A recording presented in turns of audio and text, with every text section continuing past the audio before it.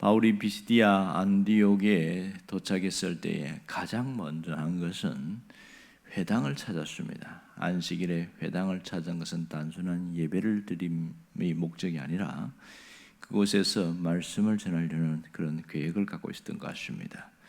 그래서 그들이 회당에 왔을 때는 이들은 랍비였기 때문에 그 랍비석에 앉게 되어 것이죠. 당시 회당장이 최소한 3명이 있었기에 돌아가면서 이 회당장이 역할을 담당했습니다. 회당장이 지목하는 사람에게 성경을 낭독하게 하고 또 지목하는 사람을 통해서 말씀을 또 전하고 교훈을 주고 이런 일이 있습니다. 그러니까 구약의 율법과 선지자니까 모세오경의 한 부분 그리고 선지서의 한 부분을 낭독한 이후에 그리고 지목한 분을 통해서 설교를 하게 되는데 이 바나바와 바울이 새로 왔으니까 그 중에서 두 분 중에서 이렇게 하면 좋겠다 이렇게 얘기한 것 같아요. 그러니까 바나바가 훨씬 연장자고 점잖으니까 모두가 바나바가 설교할 것으로 그렇게 생각했습니다. 그런데 바울이 일어나서 설교를 하려고 하니까 사람들이 놀란 거죠. 당시에 그 랍비들이 서서 설교하지 않고 일반적으로는 앉아서 했는데 서서 이렇게 설교를 하게 됩니다. 그런데 여기서 손짓하며 이렇게 하겠어요. 이 말은 사람들이 웅성거리니까 좀 조용히 좀 해주세요. 이렇게 잠깐 제 말 좀 들어주세요. 그런 뜻이거든요. 그럼 왜 웅성거렸을까? 그것은 여러 가지를 생각해 볼 수 있는데 하나는 이 바울이 이전에 유대교에 있다가 개종해서 그 부분을 알기 때문에 그럴 수도 있고요. 또 다른 측면이 있을 수도 있습니다. 그러면 그 당시는 뭐 TV라든지 그런 빠른 소식을 전할 수 있는 수단이 별로 없기에 바울이 유대교에서 기독교를 개종했다는 걸 별로 알 리는 없단 말이에요. 그렇다면 또 한 가지 이유가 남아있는데 그것은 바울의 현재 몸의 상태 때문입니다. 누가 봐도 병색이 완연하고 좀 몸이 안 좋아 보이는데 그 사람이 일어서서 설교를 한다고 하니까 이해가 되지 않는 거죠. 아니, 그 옆에 멀쩡한 바나바가 있는데 왜 저 사람이 하지 않고 이렇게 병든 사람이 무슨 얘기하려고 그러나 그러니까 웅성거리게 된 거예요. 그래서 바울이 일어나서 16절에서 조용히 이렇게 서라고 이렇게 이야기하고 있습니다. 하나님을 경외하는 사람들아 들으라 이렇게 합니다. 쉐마 들으라 이렇게 하면서 주의를 집중하고 있지요. 자, 여기서 놀라운 것은 바울의 설교입니다. 오늘 17절부터 41절까지가 바울의 설교가 아주 길게 나오고 있습니다. 자, 그렇다면 왜 그 수많은 설교가 있었을 텐데 왜 바울의 설교를 여기서만 했을까? 여기서만 기록을 했을까 하는 의문점이 있죠. 구브로에 가서도 설교를 했단 말이에요. 근데 그 내용은 전해주지 않습니다. 그 이전에 안디옥 교회에서도 수도 없이 많은 설교를 했을 거예요. 단 한 편도 그 설교 내용을 소개하고 있지 않습니다. 그런데 이 병색이 완연한 그 몸으로 회당에서 설교한 그 내용은 아주 자세하게 기록을 하고 있단 말이에요. 이것이 놀라운 특징이에요. 가만히 보니까 바울이 설교를 그 이후에 사도행전에 나타나는 것만 해도 이것 외에 무려 7번이 더 있어요. 또 14장에 가면 루스드라에서 설교한 내용이 또 나타나고 있고 17장에 가면 아테네에서 설교한 내용이 있습니다. 그리고 20장에 가면 밀레도에서 여기 교회 지도자들에게 행한 설교의 내용이 있고 22장에 가면 예루살렘에 올라가서 자신에 대한 변정하는 설교가 있습니다. 그리고 마지막 26장에 가면 벨릭스 총독 앞에서 설교를 했습니다. 그러니까 바울의 설교를 사도행전에서 총 모아보니까 한 6번이나 나오고 있어요. 물론 어떤 것은 앞에 것을 반복한 내용이기 때문에 그건 생략하고 6번에 대한 긴 내용들이 나오는데 특징이 각각 있습니다. 오늘 여기는 거의 역복음을 이야기하고 있고 다른 데서는 자기의 간증을 많이 이야기하기도 하고 다양한 방법으로 설교를 하고 있습니다. 그런데 바울이 개종한 이후에 이 첫 설교를 오늘 성경에 나온 대로는 무려 17년이 걸렸다는 것을 알 수가 있습니다. 그러니 그 바울의 설교가 얼마나 그가 감회가 새로웠겠는가 생각도 해보고요. 그러면 이렇게 이 바울의 설교를 여기서 기록을 하는 이유가 뭘까요? 그것은 그만큼 그의 설교가 중요하기 때문이다. 그래서 여기에 자세하게 기록한 겁니다. 자, 이 바울의 설교를 17절부터 41절까지 내용을 보면 구분을 해보면 세 단계로 이어진 것을 알 수 있습니다. 첫 번째는 이스라엘 역사를 통하여 예수님을 드러냈다는 사실입니다.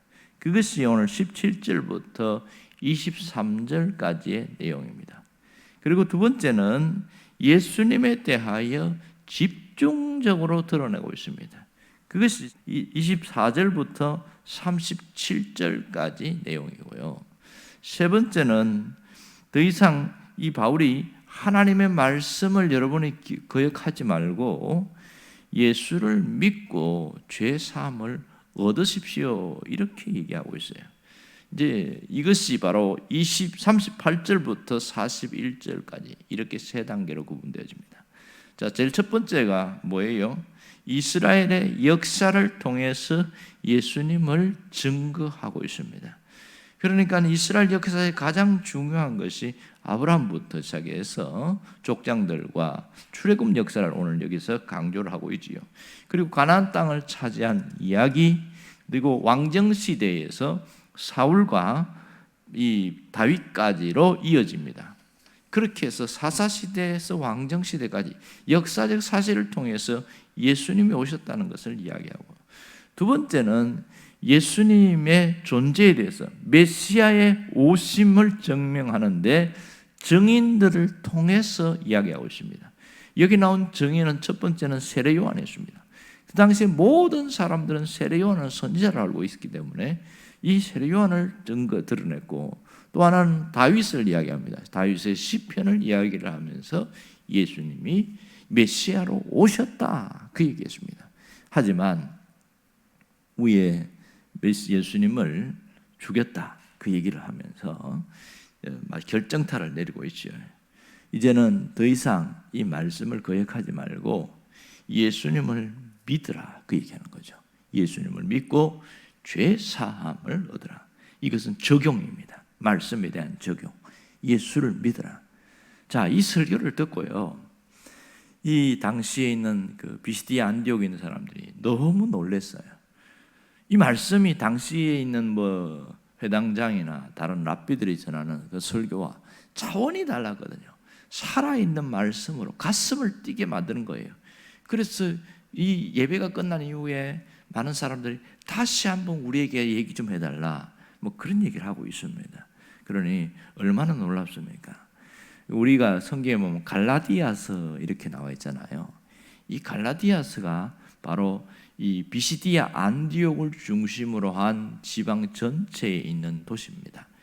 갈라디아라는 큰 도시 지역 안에 비시디아 안디옥이라는 도시가 있으니까 갈라디아서는 이 비시디아 안디옥에 있는 이 예수 믿은 사람들에게 말하는 얘기다, 그렇게 포함될 수 있겠죠. 여기서 아주 우리는 중요한 것을 알 수 있습니다. 그것은 하나님 말씀의 능력입니다. 하나님의 말씀이 얼마나 대단한 것을 알 수 있습니다. 이 말씀이 들어가니까 영혼을 새롭게 하고 생명과 능력의 원천인 하나님께로 연결시키더라. 이것이 특징인 것이죠. 여러분, 말씀은 우리 삶에 하나님의 임재가 나타나게 하고 하나님의 말씀을 통해서 우리는 새롭게 되어집니다. 그러므로 우리가 해야 될 일은 말씀과 가까워지는 일이고요, 말씀이 우리 신앙의 근간을, 뿌리를 잡고 있다는 것을 잘 기억하면서 살아가는 거죠. 자, 그러면 우리가 삶의 위기가 올 때 신앙을 세워줄 수 있는 게 뭘까? 언제든지 신앙을 바로 서게 하는 것은 하나님의 말씀입니다. 내가 외우고 있는 말씀이든지 펼쳐서 읽은 말씀이든지 또 설교로 전해들은 말씀이든지 그 말씀이 생각날 때에, 그것을 또 들었을 깨달았을 때에 흔들리는 내 마음을 바로 세워주는 것이거든요. 그러므로 이 말씀이 내 안에 들어올 때 혼란한 마음이 정리가 되어지고 염려가 사라지고 마음의 근심이 사라집니다. 그래서 변화가 일어나고 내 마음에 새로운 질서가 생기게 되는 것이죠. 그러므로 우리가 해야 될 일은 딱 한 가지입니다. 이 말씀으로 나를 매일매일 일으켜 세우는 일입니다. 주변에 있는 수많은 일들이 우리를 힘들게 하고 마음을 상하게 합니다. 사람 때문에 마음을 상할 때가 굉장히 많습니다. 어떤 면에서 일이 너무 힘들어서 그렇게 마음이 상한 일은 많지 않아요. 사람 때문에 마음이 상해요. 그런 때문에 좌절하기도 하고 우리는 크게 실망하기도 하고 그렇습니다. 이걸 가만히 두면 병이 되죠. 어떻게 해야 되죠? 말씀으로 나를 일으켜 세울 수 있어야 됩니다. 이 하나님의 말씀이 내 안에 들어오면 상한 마음이 치유가 되고 주저앉은 마음이 일어서게 됩니다. 근데 히브리서 4장 12절에 유명한 얘기하고 있잖아요. 하나님의 말씀은 살아있고 활력이 있어 이렇게 말합니다. 하나님의 말씀은 살아있고 이 움직이는 능력이 있다 그런 얘기를 합니다. 그러므로 우리 영혼의 말씀이 들어올 때에 살리게 되고 살아나게 되고 우리가 일어설 수 있습니다. 오늘도 말씀으로 나를 일으키는 자가 되어야 된답니다. 이 말씀 안에 우리의 모든 삶을 찾아갈 수 있는 해답이 있다는 것을 잊지 않기를 주의 이름으로 축원합니다. 기도하겠습니다.